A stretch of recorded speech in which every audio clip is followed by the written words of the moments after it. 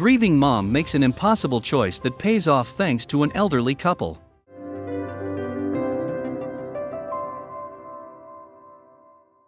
"9 months is a long time to wait for a kid to be born, so you might as well take the time to make some careful preparations.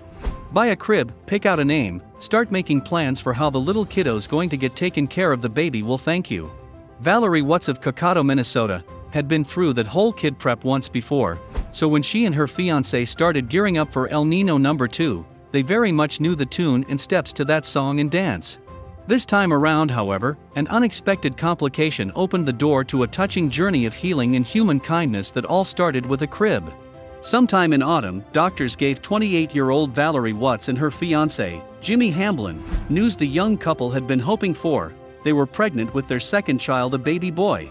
He would make a fine addition to their little family. The parents of a 7-year-old daughter, Nevaeh, knew, so they picked out a name. They would call him Noah, and they eagerly went to work putting together a nursery for him. Over the ensuing 9 full months of the pregnancy, the couple bought light blue baby clothes. They collected teddy bears, toys, and a snug white crib for Noah to sleep in.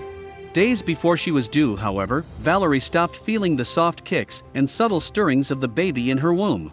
"All week I knew something was off," the mother recalled. "I was very nervous." Her nerves, as it turned out, were warranted.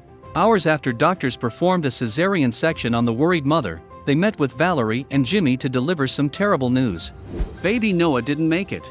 He had no heartbeat. The umbilical cord, doctors theorized, had become compressed in the womb, making it impossible for the necessary nutrients and oxygen to make it to the fetus. Over the next few months, the devastated couple did what anyone who lost a child would. They grieved, imagining life with the child that never was by day, while enduring nightmares where they saw his smiling face by night. Meanwhile, that nursery full of teddy bears, clothes, and the tiny white crib was a painful reminder of a stolen future, so, still grieving, the parents organized a garage sale to sell off the never-used toys and gear. Valerie laid out all of Noah's shirts and booties. She propped up his toys on fold-out tables. Neighbors and passers-by picked through all of it. The little white crib, however, was not for sale. The crib was too personal, too real, and selling it, Valerie thought, would be a far too painful process. She tucked it away in the corner of the garage, where it went mostly unnoticed until Gerald and Laureen Campula showed up. See, Gerald had a hobby. He was a craftsman who liked to make things out of worn headboards. When the 75-year-old saw the crib in the corner and all its pristine, recyclable wood, he knew he had to make an offer. At first, Valerie refused to sell the crib, but she reconsidered when she learned about the craftsman's hobby. "I was a little bit at peace with selling it," she said, "because he'd be making something nice." Knowing the long-term pain of keeping it would eventually outdo the sharp pain of selling, Valerie relented and sold the white crib to Gerald for $2. He was happy with the sale, until he talked to Laureen on the car ride home. In the car, Laureen recalled an experience at the garage sale. After seeing the spread of clothes and toys, she had thought Valerie was simply selling clothes her son outgrew. So she asked how old her son was now. This was when Valerie told Laureen her story about Noah. So, to Laureen, driving away with the crib didn't sit right. And when she told her husband what she knew, he agreed, especially considering the Campula family history. As parents to 15 children below, they knew what a child meant to a young mother, and as grandparents who'd lost a grandchild, they knew, at least partially, what the loss of a child can do to a family. So the Campulas, feeling almost like robbers getting away with prized property, agreed the crib needed to return to Valerie and Jimmy. Still, Gerald knew it couldn't go back to them in its current form. He needed to work his craftsman's magic. Gerald brought the crib into his workshop. There, pieces of wood lay on the floor, half-finished benches lined the walls, and one of his more ambitious projects, an ATV made out of PVC pipes, sat amid a daydream-worthy tool collection. The retired grandfather started tinkering away at the little white crib, cutting and measuring wood, hammering nails, and mixing paint. When finished, he knew Valerie would be delighted. A week later, Gerald finished his project.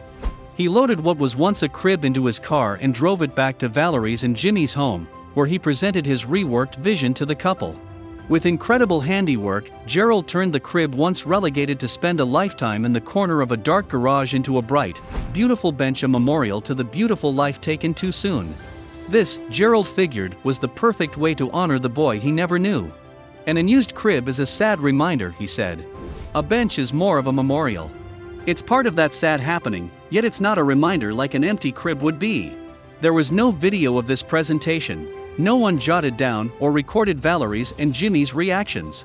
But there is little doubt that on that summer's day, the couple cried and celebrated the bench between them. Valerie offered Gerald money. Money for his time. Money for his work. Money for being so kind in a sometimes painfully cruel world. He declined any payment. It's just nice to be able to do something for someone, he said. It's nice to help people.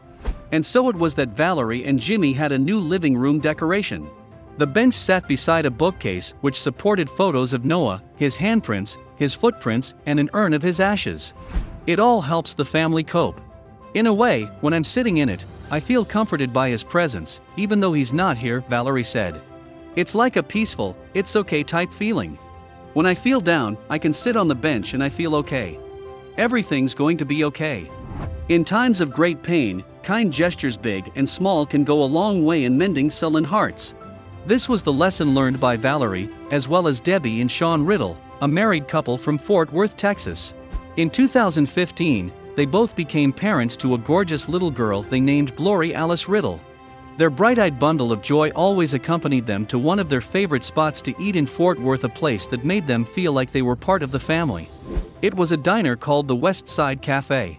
The joint was always full of locals who knew each other, and ITT was a great location to bring visiting family and friends. The food always reminded Debbie and Sean of home cooking.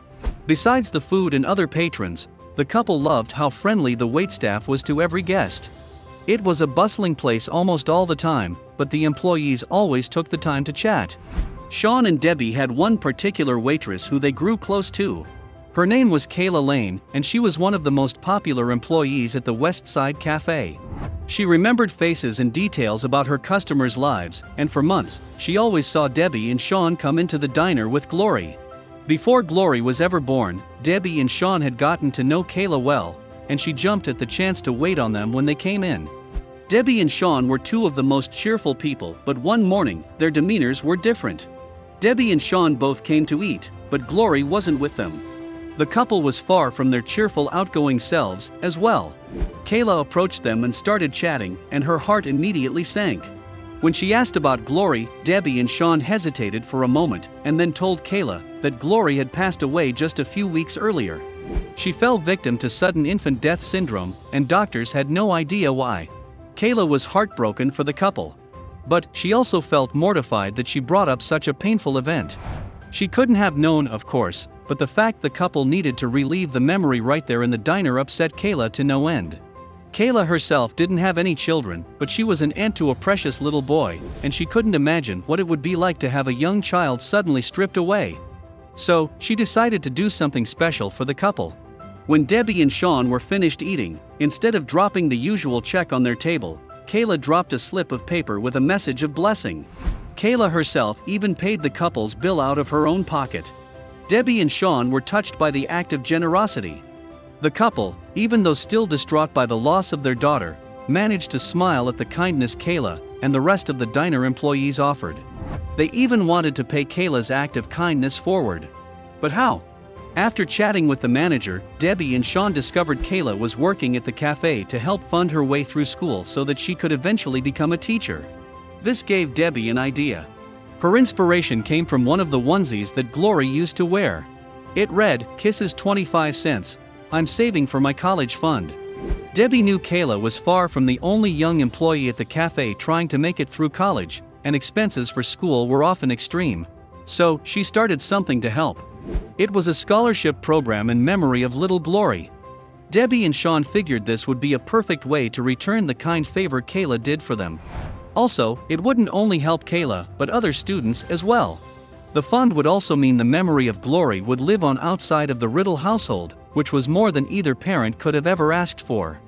She was a special girl who left the world far too soon, but now people would always think of her when they ate at the West Side Cafe. Kayla's selfless act of paying for the check was in no way done to receive some kind of reciprocity. So she was floored when the Riddles came back with such a generous offer. She said she was eternally grateful for the entire experience. While the memory of Glory will live on for years to come through Debbie, Sean, and the scholarship fund, the parents also want mother and fathers to be made aware of sudden infant death syndrome. It can happen to anyone, so the more people know, the safer their young ones can stay. As tragic as it was for Kayla to find out Glory had passed away, the events that followed afterward were somewhat like a blessing in disguise. Kayla truly had a great heart, and she just wanted to try to alleviate whatever stress she could in the lives of a grieving couple.